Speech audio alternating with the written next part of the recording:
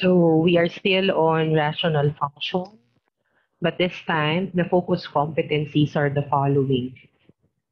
Find the domain and range of a rational function. Determine the intercepts, zeros of irrational.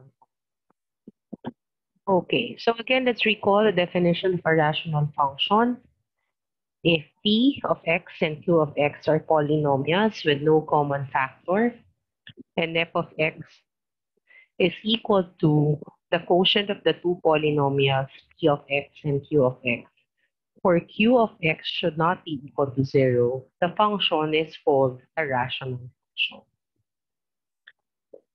The domain consists of all real numbers except those for which the denominator is 0. Again, domain consists of all real numbers except those for which the denominator is 0. And it can be written in set builder and interval. The range, on the other hand, consists of all real numbers that the function f of x will take. The zeros of a function are the values of x which make the function 0. The real numbered zeros are also the x-intercepts of the graph of the function. Zeros, roots, intercepts are all the names for values that make a function equal to 0. So again, zeros of a function, x-intercept, solutions, roots are all the same. The y-intercept, on the other hand, is a function value when the value of x is 0.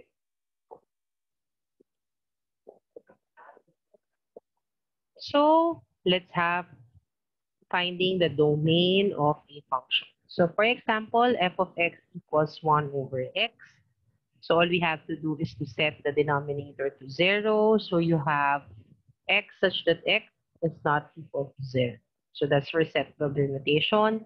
And then for interval notation, it's from negative infinity, 0, union, 0 to positive infinity. Another function, f of x equals 1 over x squared.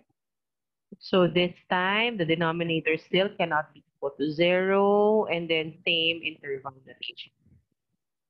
Third example, f of x equals 2x plus 5 over 2x minus 6. So the denominator can be factored to 2 times x minus 3. With that, we can say that the domain should not be equal to 3. And then the range is, rather, the interval notation is from negative infinity to 3, union 3 to positive infinity. Next function, f of x equals x minus 3 all over x squared plus x minus 2. So again, we factor the denominator. So that is x minus 3 all over x plus 2 times x minus 1.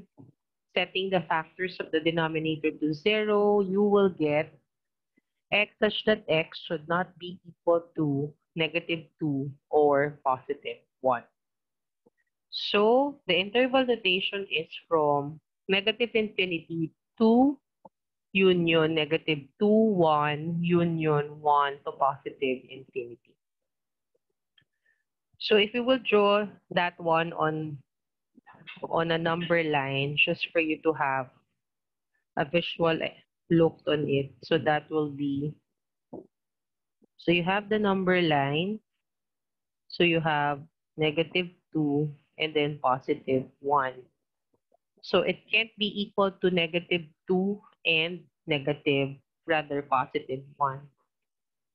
So that means you have an open circle here and an open circle. So this one is for negative infinity to union. This one is from negative 2 to 1. From this one, 1 to positive infinity. So union of the 3 are the possible are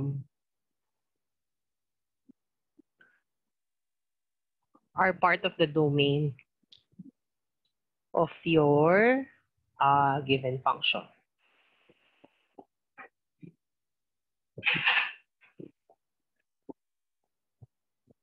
Next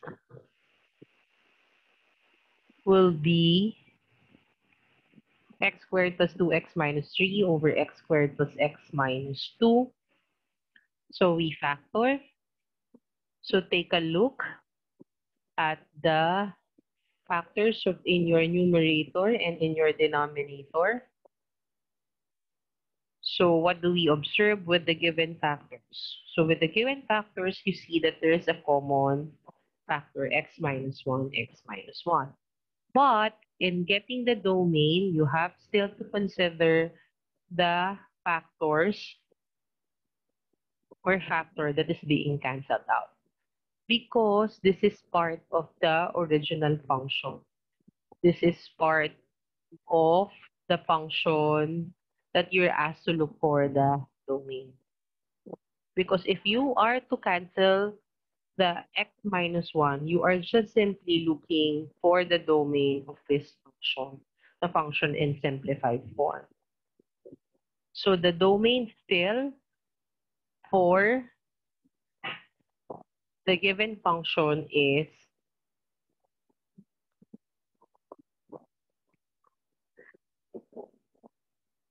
x such that x is not equal to negative 2 or negative, okay, x such that x is not equal to negative 2, it should be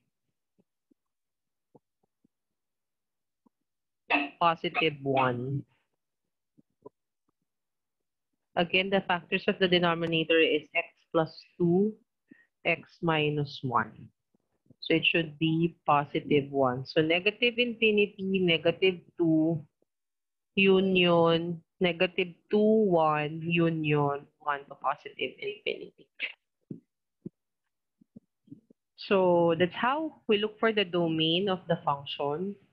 We have to simply equate the denominator to 0 because the value that will make the denominator equal to 0 will make the expression undefined. So this time, how do we look for the range of a function? So if you have f of x equals 1 over x, all you have to do is to solve the equation for x in terms of y. So we know for a fact that f of x is the same as y. So this is just y equals 1 over x. So again, solve for x in terms of y. So we have to isolate x on one side. So this is from here, this is xy equals 1. So to isolate x, we divide both sides by y. So you have x equals 1 over y. So what will be our range? If this is our equation, x equals 1 over y. So y, such that y cannot be equal to 0. So that is also our range. Next, f of x equals 1 over x squared. So again, solve for x in terms of y. So this is y equals 1 over x squared. Isolating x, so you have x squared y equals 1. So this is x squared equals 1 over y. Taking the square root both sides and simplifying, you will get the square root of y over y. So if this is our equation, what will be the range? So possible values of y, that means y such that y is greater than 0. Next, f of x equals 2x plus 5 all over 2x minus 6. So we have to solve again for x in terms of y. So this is y equals 2x plus 5 over 2x minus 6. So solving for x, this is equal to y times 2x minus 6 equals 2x plus 5. Simplifying, you have 2xy minus 6y equals 2x plus 5. Then you have, we combine terms on one side of the equation so that we can isolate x. So x is just 6y plus 5 all over 2 y minus 1. So if this is our equation, what will be our range? Since we have y minus 1 in the denominator, our range is y such that y is not equal to 1. So this is only one way of finding the range of the function. The other way is using, or rather, the other ways is using the horizontal asymptote, which will be in our next lesson, and using the graph of the given function. So again, if you are to look for the range, all you have to do is to solve for x in terms of y, meaning isolating x on one side of the equation. After you have isolate x, you have to look for the domain of the resulting equation. So that's for the range.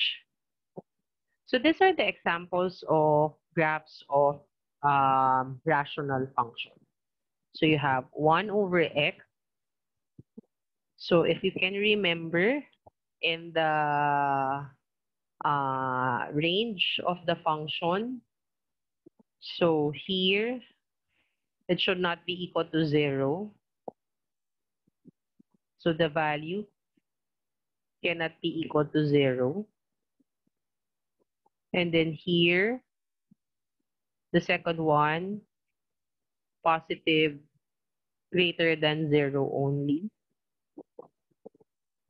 And then for this one, not equal to 1. So this is 1. So that's it.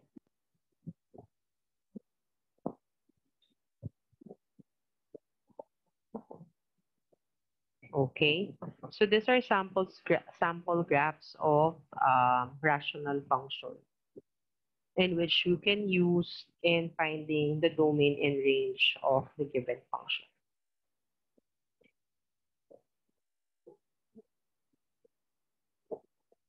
Okay. Next is finding the intercepts. Again, the intercept, the x-intercept is also the zero of your function, because this is the value of x that will make the function equal to 0. So x-intercept crosses the x-axis. On the other hand, y-intercept crosses the y-axis, or it intersects the y-axis. So how do we look for the zeros of the function or the intercept? So for example, you have f of x equals 1 over x. So x-intercept, so values of x that will make the function 0, there's none. Y-intercept, there's none also. For 2x plus 5 over 2x minus 6, so you have the given in factored form. X-intercept, equate the function to 0. So you will just simply get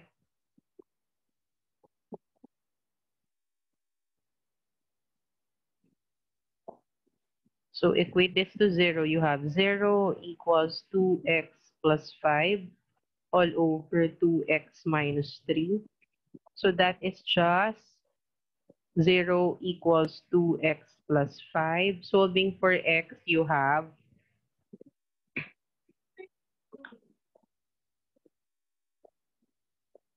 negative 5 equals 2x, x equals negative 5 over 2. So this is our x-intercept. So technically, all you have to do is to equate the numerator to 0. That's the shortcut.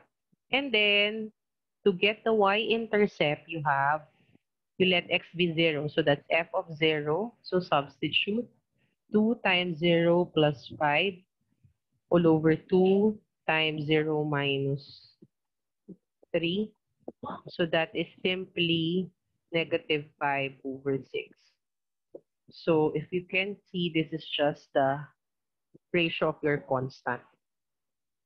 So again, to find the x-intercept, we equate the numerator to 0. To find the y-intercept, we let x be equal to 0. So you have, again, x equals negative 5 over 2. So that's negative 5 over 2, 0. And then y equals negative 5 over 6, negative 5 over 6. 0, negative 5 over 6 as your intercept. So let me write that. So this is negative 5 over 2, 0. And this is 0, negative 5, 6. Next, so x minus 3 all over x squared plus x minus 2. So we factor. So we have our x-intercept equating the numerator to 0. You have x equals 3. And then y-intercept, you have positive 3 over 2, substituting x to 0. So again, you have 3, 0, and 0, 3 over 2, or 1.5. Next function, finding the intercepts. X squared plus 2x minus 3, x squared plus x minus 2. So we factor x plus 3 times x minus 1, x plus 2 times x minus 1. So we have a common factor. So that means our x-intercept is only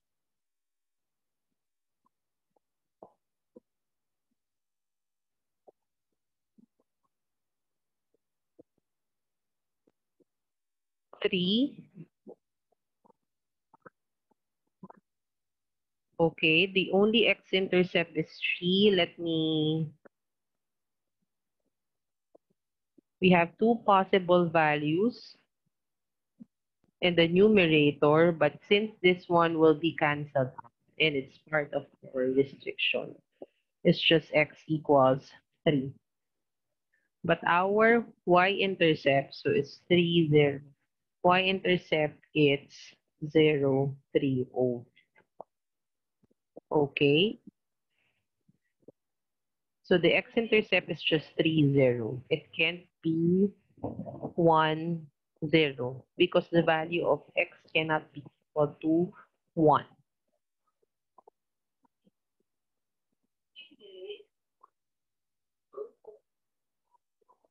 So,